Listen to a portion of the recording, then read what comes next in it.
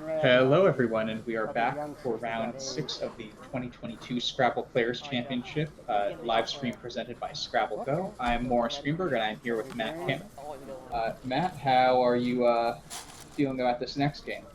I'm feeling excited, man. We've seen a lot of high-level Scrabble going on the board. I am curious to see, too, if the trend of the player sitting on the left side winning continues, because the player sitting on the left has won every game we've watched today.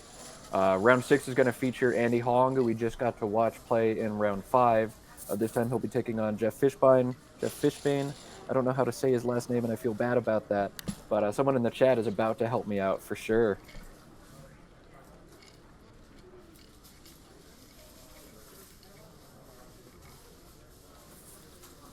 It looks like Jeff going first has drawn Oralist and Taylors and Rialtos, and that's going to be a pretty easy decision for him to make.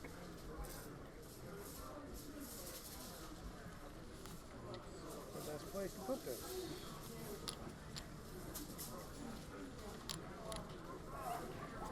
He'll have to decide which of the bingos he wants to play for sure. Oralist is interesting because I believe it takes a front hook of an M, although I am super rusty and I could be wrong. Maybe that's just oralism. No, I think you're right. Moralist, I think are both good. Nice That job is, there.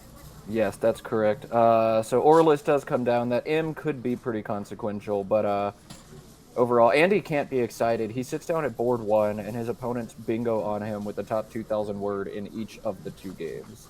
But he's young. He can shake it off and stick with it.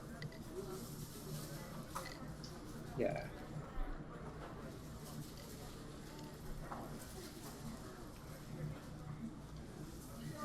Sorry, I'm just setting up Quackle for a sec there.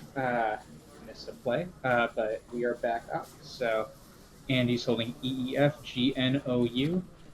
It's not the easiest rack to deal with here. What plays are jumping out at you, Matt? Honestly, right now, I'm not seeing much. I see the word fungo, and I'm like, yeah, that's a word, and that's really all I've got right now. Do you see anything? Yeah, I was a similar. Sorry, I saw fungo and I saw gonef, Gonef. One of them. There are many spellings of that Yiddish word to mean a thief. So, but it looks like neither is really is going to score that many points if either's even available. He could play refuge, I guess, through the R in Oralist for 20, but that's not a lot of points, especially once you're down a bingo. Yeah, it's tough, and it's really hard to like. Andy was down most of the last game, and he's already immediately down 66 with not the best rack here too. It's hard not to get upset and try to keep things super open. It's hard to shake it off and just try to make the right play every turn. Looks like Andy has set up Gonef now, and he may play that on top of Oralist. Yeah, it's the kind of word like in those racks. I feel like if you start looking for clunky fives to get rid of a lot of things, then you realize, well, this clunky five isn't even that good here. So then you might start looking at 3-letter words and 4-letter words instead. I think Fungo seems so crazy on top of Oralist, making GO and OR, sets an F in a triple triple line, but it does also guarantee that we're going to keep things open at least for quite a while in this game. I don't think Andy's that desperate this early. It's turn 1, so maybe he doesn't need to do that. He's got other options for FOUR, just down to the R and Oralist holds EEGN, which could end up with the bingo. It's fairly prone, but could also end up being pretty abysmal with all those one pointers if he doesn't hit that. Tofu is another option from the T and Oralist, but it looks like Andy's going to play a little bit longer, go with Gonef, kind of overlap some things, and we'll see how that leave of EU works out for him. Yeah, EU. I mean, you normally don't want to leave two consonants or two vowels, excuse me, together as a two-tile leaf. Especially the U is probably the least valuable of all the vowels. But there's definitely been times in this tournament where we've seen players pull all consonants when they need all consonants, or all vowels when they need all vowels. So maybe he gets that here.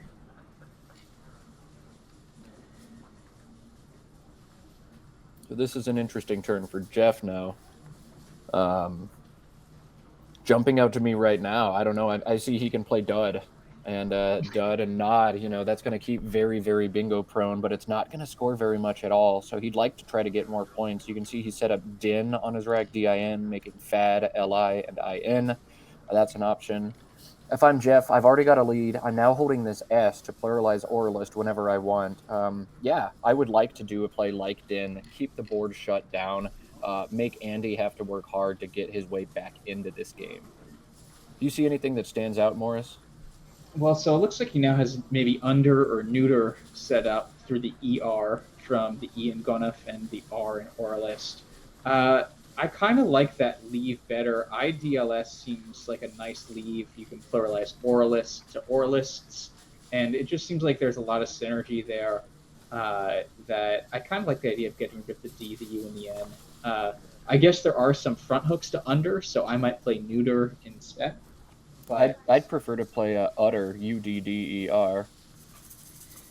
yeah, interesting. I mean, LINS is a nice leaf in a vacuum. My issue with it is on this board, if you don't hit the bingo, I feel like you'll never score with LINS. Whereas LIDS, I guess the D sometimes gives you some leverage for scoring, at least as a backup. But yeah, you're right. Utter does score a bit more and keeps purely better bingo tiles.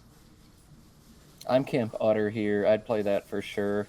ING we talked about earlier is kind of a trap, but holding IN with that floating G, I don't think it's the worst thing you can do.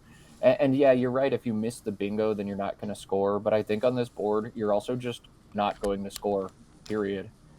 So he goes with what you've decided. He likes to keep that D for maybe some additional scoring opportunity. He goes with neuter here for 12. Yeah, I think it's a solid idea, and if he draws an E, especially here, he'll be in great shape to have a commanding lead. I mean, he already has more than a 50-point lead, but the second bingo can really make things smooth sailing for him. He's got an A, and we'll see what goes with that. There's a B and an N. That'll be interesting. So I guess is Byland was Bylander's word? I forget these things. Ooh. That would have been blocked by him. He blocked it himself, right? Yeah. Andy's unfortunately drawn into WUY, which just some really poor synergy together, and he's not going to be able to unclunk all of that at once. And one other thing I missed, bladings is a word as well. So Jeff could get a bingo down next turn. He might be shuffling his tiles around that way. He sees bylands now, so I think he might have noticed the bingo he blocked for himself. But yeah, with Andy playing witty here, bladings could come down. Yeah, blading, it's so hard determining in Scrabble which of those ing words do and don't take an S. There's the possibility of baldings, which definitely sounds like it could be gerundized like that. There's also the possibility of bladings, which typically my rule of thumb is if something is a sport, you can put the S on it. Any other time you can't. And blading to me does sound like a sport. But man, if I were Jeff right now, I'd be very unsure about both of these. I'd be very nervous on the stream. I think I would eventually try bladings, and I think I would get lucky, and it would be good in this situation. Yeah, it's and I mean that scores so much more than everything else. Another thing is though, Jeff is up by 30 points here on a pretty low scoring board. It's not like by playing bladings and getting challenged off, Andy will have some 50-point play most of the time. Although with picking up the blank, he likely will have the bingo next turn. Bladings just seems like so much higher upside than most other things available to him right now. Yeah, especially in a situation where there's not other plays that seem to stand out like this, you're a lot more willing to say, hey, forget it. Like, I am just going to take my shot and try this word. And hey, if it's good, sweet. And if it's not, well, it's worth the shot. It's definitely worth the gamble when the next highest scoring plays. I think the next highest scoring play might legitimately be blading for 26 to bladings for 78. So it looks like he's not going to go for it, which is reasonable with the lead. Like, don't take a shot on a word if you're not sure. Or maybe he just didn't notice that G is kind of sneaky over there. But he is going to forego the bingos here, and Andy is going to be able to bingo back. I see like Abrietta or Abrisha play through the B, so that's likely what he's going to do. Some kind of urbanite. There's many options for high probability bingos that I'm certain Andy knows. He's just got to Yeah, spend some time and find the one that shapes the board the way he wants to shape it. yeah. Fruitage is another option through the G and Gonef. Definitely a lot of eights available. I'm trying to see if there's any sevens to the W and I and Witty, and nothing's jumping out right away to me. Infuriate is there as a 9. Thank you to Cy Adam in the chat. Oh, nice. Um, just because you have a 9 doesn't mean you should play the 9, but some of the other options, Abrisha, Abrietta, Fruitage, they all do give up significant counterplays. Urbanite as well, so maybe Infuriate is the correct bingo here. But is Andy going to take the time? Is Andy going to see it? And even if he does see it, is he going to play it? With a rack like this, I'm just trying to find a bingo that isn't terrible most of the time, and I'm just going to play. It's easy to get sucked into these racks and spend 7 minutes trying to figure out the optimal bingo when they're all going to score within 2 points of each other. And sometimes that time is better spent. Definitely sometimes that mental energy too is better spent. Why would I, strain my brain that hard for 7 minutes thinking as hard as I can when all my bingos score the same anyway? Yeah, and one other thing to monitor here is Jeff has Isopodin through the Iron Ore list for a ton of points as an option next turn, but he has not noticed it. It looks like he has Pood set up. So it feels like these next 2 turns could be very pivotal. Jeff already forewent the hard to know for sure bladings. If he misses Isopodin and Andy does bingo here in a spot like Infuriate and doesn't open a ton for Jeff, that could be a huge momentum change in the game. I've said this numerous times today, and you'll hear me say it more across today and tomorrow, but it is so hard to be on board 1-2. It is so much easier to whiff on a bingo that you would normally find just because that pressure, people are watching you. It gets in your head. Yeah, so it feels like even though it's early in the game, we could be going at the end of the game. We could be saying these 2 turns coming up here were the 2 key decisive turns in a lot of ways for shaping the game.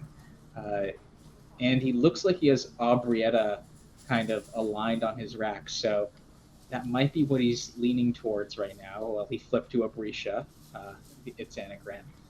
But it looks like he's not going to look for the Infuriate type of bingo, at least not right now.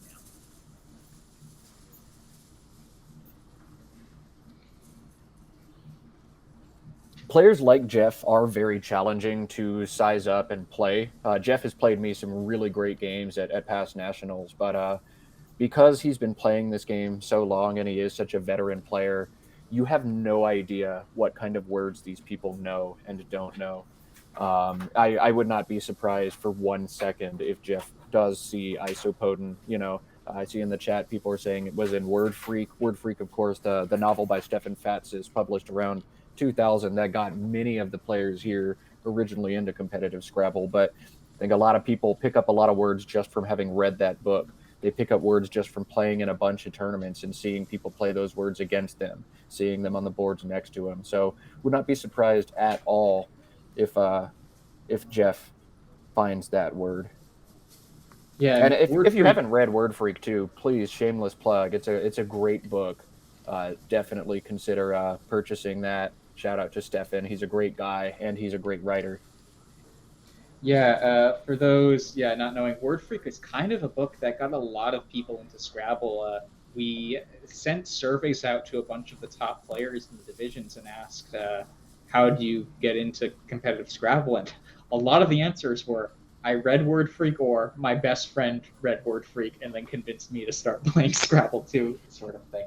So it's really a book that shaped what competitive play is today. It's a book that follows, at the time, 4 of the best Scrabble players in the world, and all 4 of them are still excellent players. I mean, Joel Sherman won nationals a few years ago, and Joe Edley, who we already talked about earlier in this broadcast, has won 3 nationals as well. And Marlon and Matt also are still really good players and could probably beat me I played them, they are likely the favorites.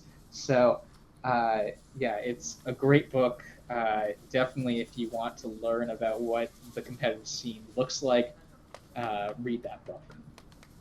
Definitely consider reading that book. Yeah, I'm gonna shamelessly plug it. I hope I don't get in trouble for doing this. But yeah, Word Freak. Goodbye. Good way to understand a little bit more about competitive Scrabble, and several of the major characters in that book are even here with us today. Marlon Hill, I know, has made appearances in the chat. Joel Sherman has been around in the chat. So if y'all are still here, hello, hello. Um, Jeff has lined up Isopodin, so Andy is about to get crushed. He's spending a very large amount of time, as I talked about. We're going to spend 7 minutes on this turn and play one of the three bingos we saw instantly. Um, and then we're going to get bingoed back on for even more than we scored. Ironically, for Andy, he actually wants to play the most aggressive bingo right now that sets up the most spot, only because we know that Jeff is about to bingo back away from that spot. Yeah, ironically, also, it seems like the more time Andy took, it gave Jeff the time to will the power to see Isopodin. He has Sopodin set up on his rack, so great find by Jeff. As Matt has said a bunch of times, it's so hard to find some of those more obscure-looking 7 or 8 letter words on stream, and so it looks like we'll get back-to-back bingos here.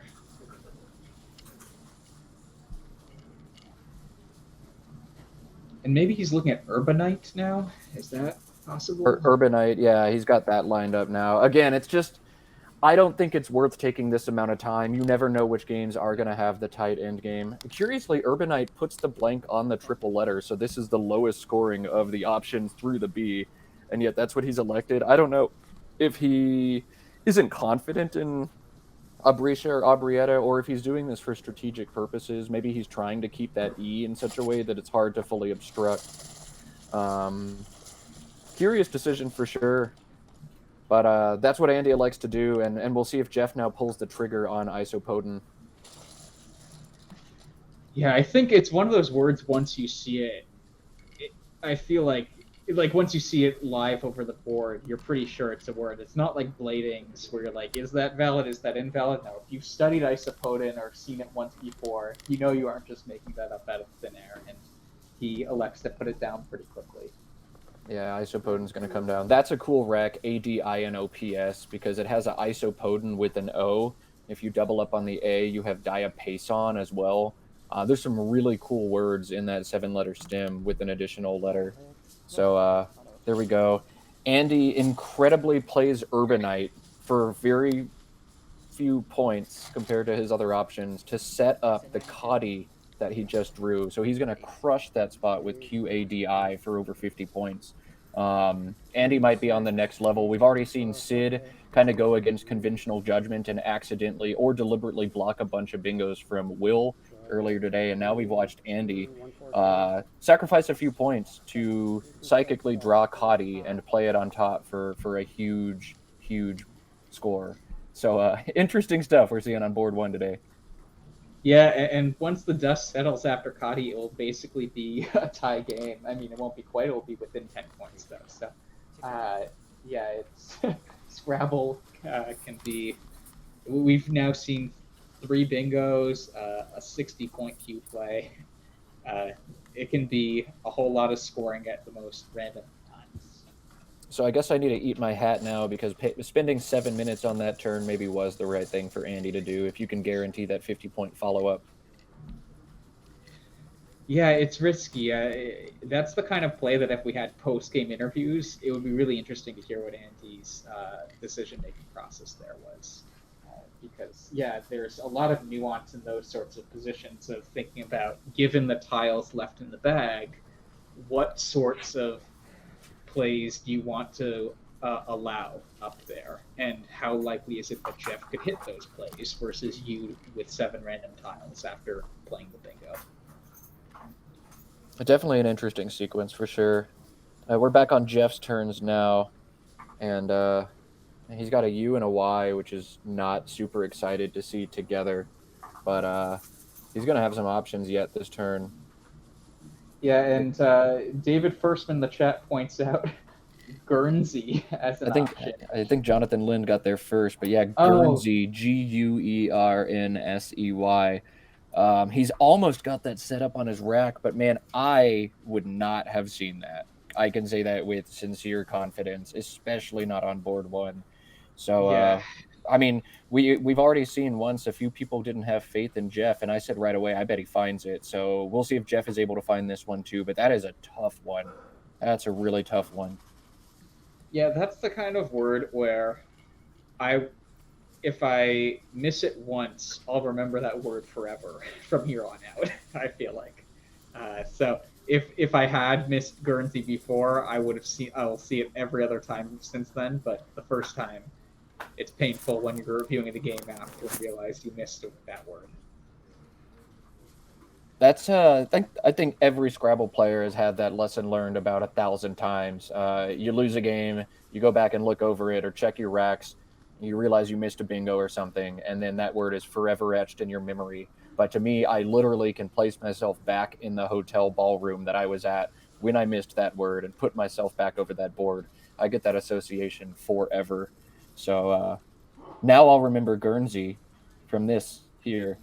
We'll see if Jeff gets to learn that lesson today or if he's able to find the bingo. But man, that's a tough one. Yeah, I was gonna say you're like living vicariously through Jeff, but I feel like vicariously isn't the right word. There needs to be like a special Scrabble word to describe that state of emotion.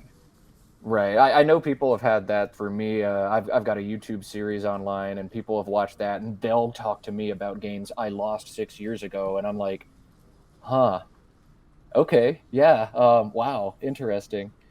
Yeah. I remember that game too. Yeah.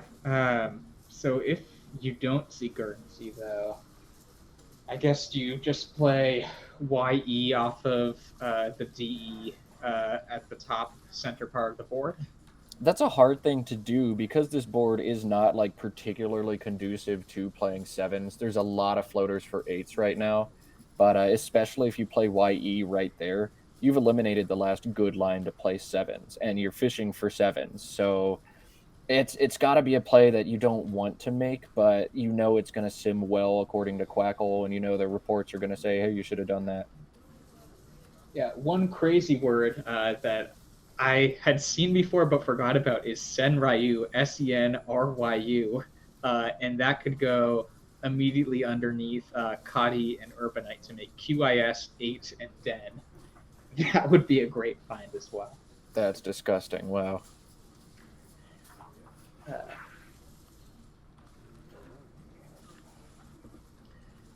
yeah, it's a lot of the first few plays. I mean, they were kind of more natural, right? A bingo, a pluralist, isopoding, if you see that, those are, once you see the word, it's an easy decision to make.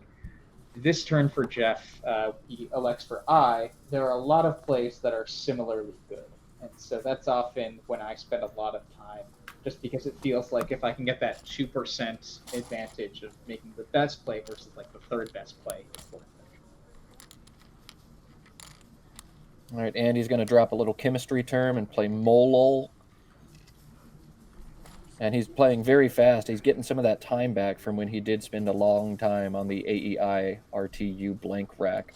If I were Jeff, I would have definitely just played YE over dropping the E. I get the idea to try to score 4 more points, and you don't want to get caught up fishing for a bingo on a board like this.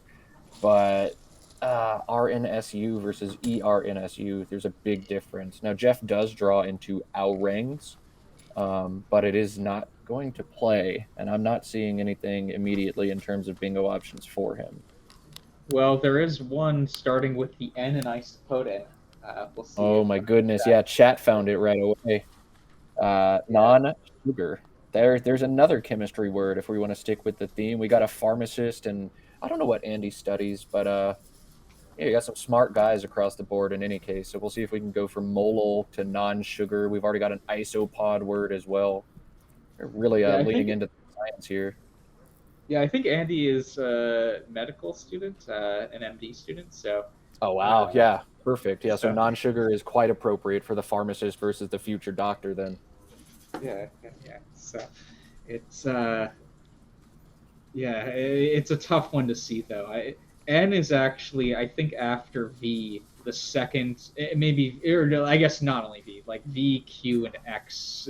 There are very few letters where uh, it's one of the shortest sections of the dictionary that starts with N. So N is often a great letter to slot where Jeff slotted it, just because there aren't that many words that start with N and go 7 spots to the right, but he does happen to have one of those, so hopefully he looks for it. My expression is nothing starts with N. I never worry about a floating N if you can start with it. But the irony of that statement, of course, is that nothing actually starts with an N. Yeah, that's good. That's good.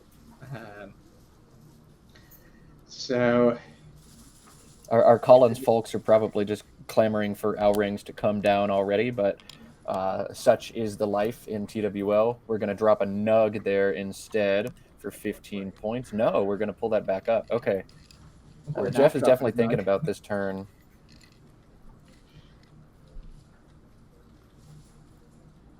Yeah, if you don't see non-sugar there, I mean, it's once again a bunch of similarly okay plays, and it's sometimes tough to discern which of those is the right thing. So he finds a nice play of granola, very stylish. Very stylish, but that U, I think, is going to cause a lot of trouble for him down the road. I would have really preferred to unload that if possible. And Andy's going to destroy that spot. Ouch. View. That clears his rack out a bunch and scores just a boatload as well. And we'll see if Jeff regrets holding on to that U in just a minute. I would have opted for Nug over Granola there. Granola's the fun, flashy one to drop on the stream for sure, but you got to try to get rid of those U's as well. Yeah, or arugula if you're going to do Yeah, do both arugula that way. is the better version. But yeah, so we'll see what Jeff draws. Andy has now taken a 30-point lead with that 56-point play. But Jeff is drawing some decent letters. Okay, so he draws the Z. He might be able to score with that a bit.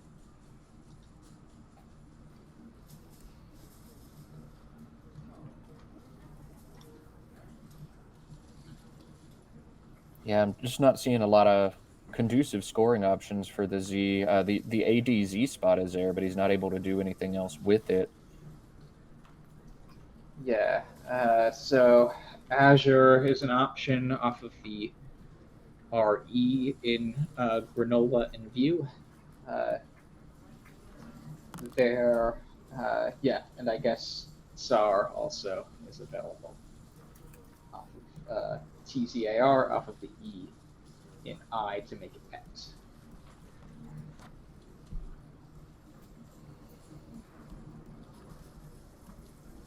What a tough game.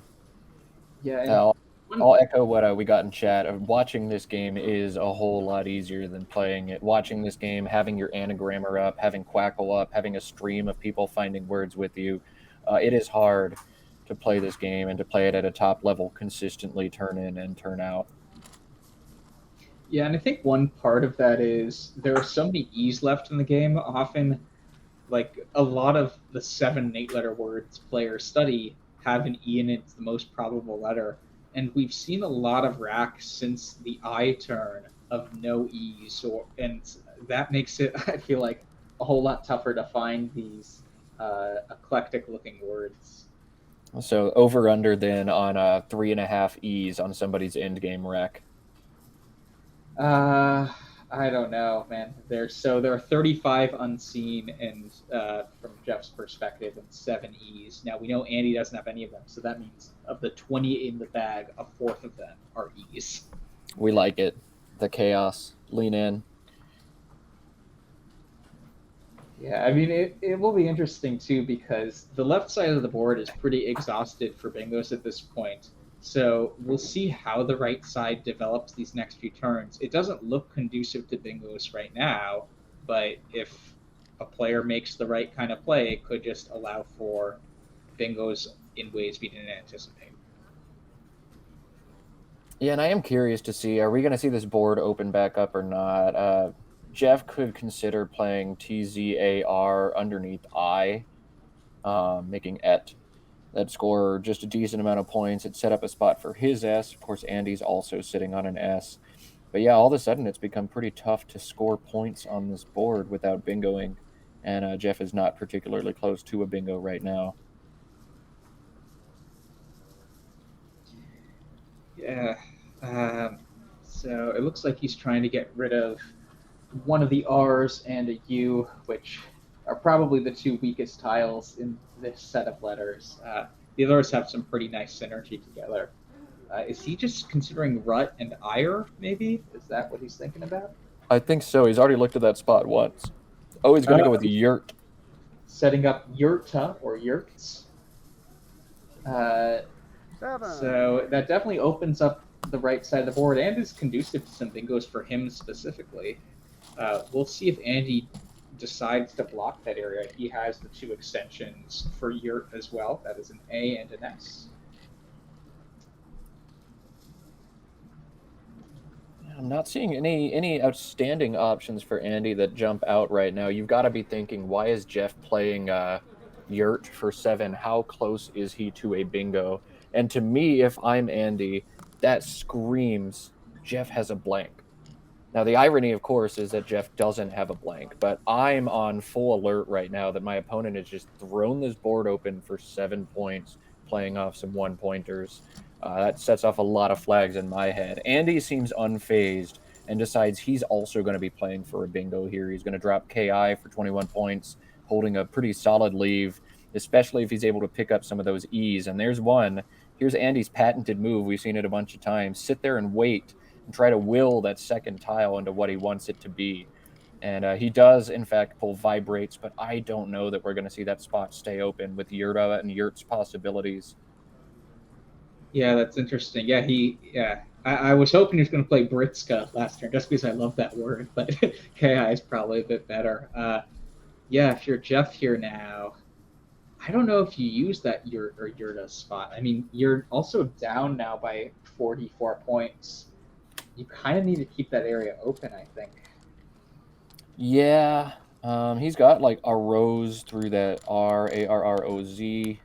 He really wants to sit on top of this Z. He's not playing it. I think he wants to try to cash it for some points, but that is going to allow Andy to get down vibrates. So maybe there was a method to his madness. We missed Sforzato also. SFORZATO. Oh my goodness. Which Jeff did as well there. So it looks like that will be a key swing here. But again, tough to find bingo. We missed it ourselves. Wow. And so Andy comes down with vibrates, and that's going to be almost impossible for Jeff to come back. There's almost no place to bingo now, unless you bingo from the N and isopotin. But as we discussed, nothing starts with N except non-sugar. And nothing.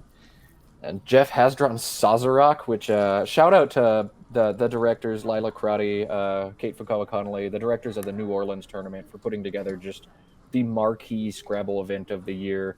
Every year there's a tournament in January in New Orleans. It is an absolute blast. And yes, mini Sazeracs are consumed there as well.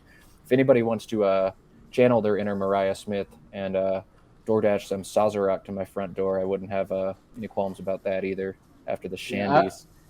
I would actually partake in that too. But again, I'm not saying my address on stream. Sorry, folks. I think Will might be able to go for one after dropping his first 3 games on stream as well. But Andy just made this game very interesting. That's a poor choice by Andy, drawing 7 consonants when he probably should have considered drawing a vowel. We've talked about how many E's were unseen, and Andy decided, you know what, Jeff, you can have all of them. I'm going to draw this. So maybe not the best move by Andy. We'll see what he's got planned, but I would have drawn some vowels if I had a choice in it. Yeah, so there are 13 unseen to Jeff, and there are only 7 vowels from Jeff's perspective remaining. 5 of them are E's, an I, and a U. So, yeah, Andy drew into a lot of the dreck in the bag, but Jeff, if he's trying to fish off his Z, if he plays something like Rez, he might he might not get the tiles he wants. Yeah, I'm not sure what Jeff wants to do. He's clearly very stuck to that Z. Like he's been holding on to it when he could be playing it off because he wants to score points with it. I'm just not seeing the spots on this board where he's going to be able to do that. And now he's passing up on bingos this turn because he's been holding it for so long. This is a rack you expect to 40. bingo out of when it's this bingo prone, but at least finally he is able to cash the Z. He'll play res. I bet he's going to draw an E. I think mathematically it's nearly impossible for him not to at this point. And he scores well enough that a bingo will still get him back into the game. Yeah, I mean, there is that end spot still, which is kind of hard to block from Andy's perspective at this point. Right.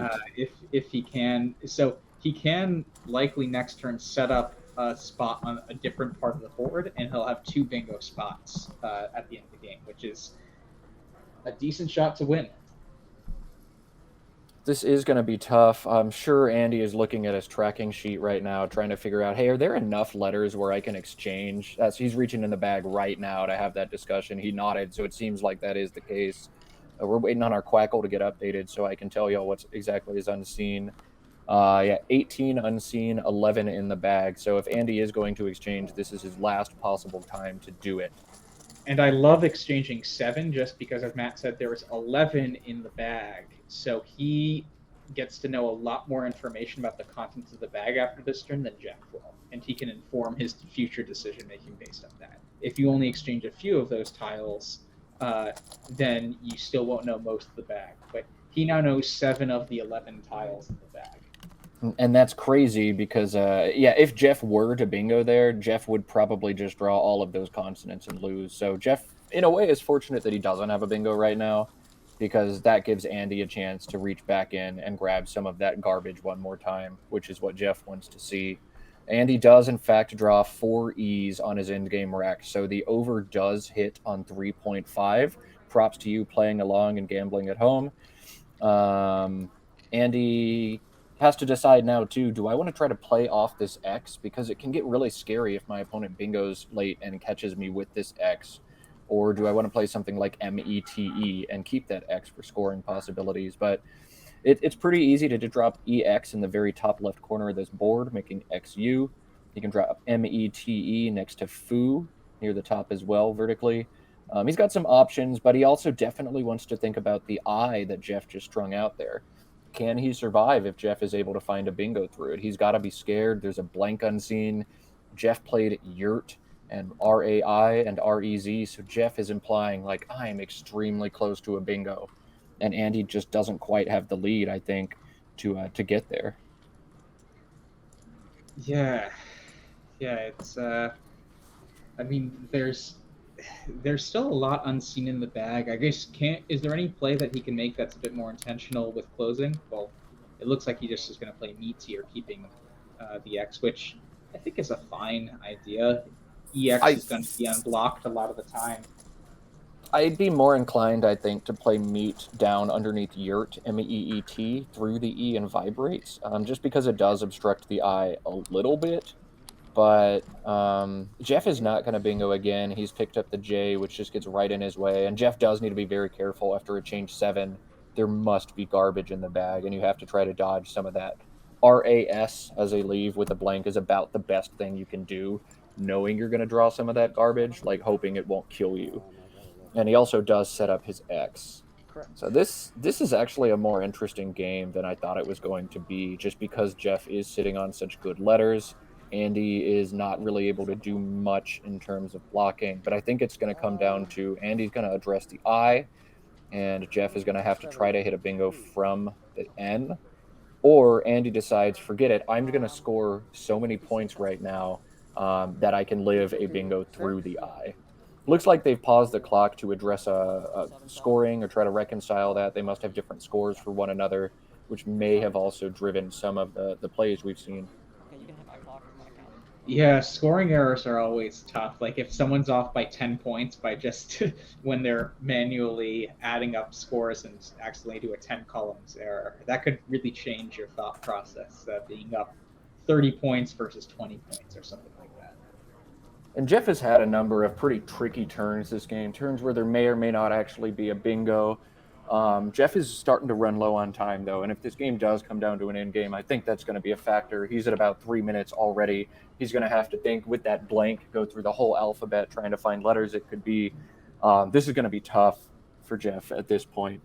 I don't know what Andy's going to do, though. Does he score points in the top right or top left? Does he drop EX for 36? Does he try to block the line? I don't know what his plan is. Yeah, I mean, the problem with blocking the line is it's going to score so much fewer points than anything else. And if Jeff has some miracle bingo through the end, uh, you might have just lost the game because you sacrificed so many points to try to block a lane. There are, 2 tiles in the bag at this point? Is that correct? And it's CC. Is CC in the bag? So unseen to Andy is ACCGHRST blank. ACCGHRST blank unseen. So Andy has to be somewhat confident that Jeff isn't going to bingo, and even if Jeff is going to bingo, through that eye at this point, it's not going to be enough to outrun D6. It looks like Andy played already. He's hit the clock, and Jeff now has to try to find, I guess, trashing is what he would do, but that's going to be too little, too late, I think. Someone do this math for me. Yeah, I think it will be a bit too little. Even though that empties the bag, it will be. It won't be quite enough. He'll lose, I think, within 10 points. And he's literally looking at the placement that it does fit. But yeah, Andy, I think, made a really nice option. D6 was basically his highest scoring option, and obstructed that lane. Right, it blocked. It blocked any potential bingos that start with the eye down to the triple, which are the highest scoring ones. And yeah, I think it makes a lot of sense his move there. I wouldn't be surprised if we see Jeff go overtime here, just because he knows he's going to have to find something crazy that like back hooks Jehu or something in order to win. I'm sure he's doing the math right now, double checking his tracking and realizing that he's going to narrowly lose this game if he does play trashing. So he's going to see if there's something else, and he might spend a little extra time trying to get there. He might be looking through nines, through that OP, through the LO, just any way to make this bingo score a little bit more. No, it looks like he's just going to play trashing. I think he has thrown in the towel, which, I mean, to be fair, this is the best play. So playing trashing is the correct play. Do you think he plays sharting or something instead? I don't think so. but that's an option. It would win the game if it were good. But Jeff, I think, is not even gonna risk it. He's just gonna grab the points that he can before that line gets blocked, and he will narrowly lose this game. Wow, what a tough one. What a tough one for Jeff. There's some tough bingos that he oversaw. Guernsey, I would have missed that absolutely as well. And what a great fight by Andy, kind of coming back and getting into this game and squeaking it out. Yeah, so final score 4-14 to 4-11. A lot of crazy turns, a lot of words that were played and weren't played that were just incredible words. And so, yeah, that's sometimes Scrabble. If you can see things like Sforzato, Guernsey, non-sugar, you're winning. And if you don't, then you just don't. It looks like they're doing a recount on this game, so we might be here a couple more minutes as Jeff slowly but surely comes to accept that he didn't quite have it. He doesn't quite have enough points. Round 7 on board 1 is going to show the return of Michael Fagan playing against fellow Texan Ori Swift. So that'll be a fun one to watch as well. We don't know when that one's going to get started for you just yet, but we don't have any plans to end the stream or anything. We may take a quick break, but stay tuned, stay posted, and we'll get you the last game of day 1 of the 2022 Scrabble Players Championship.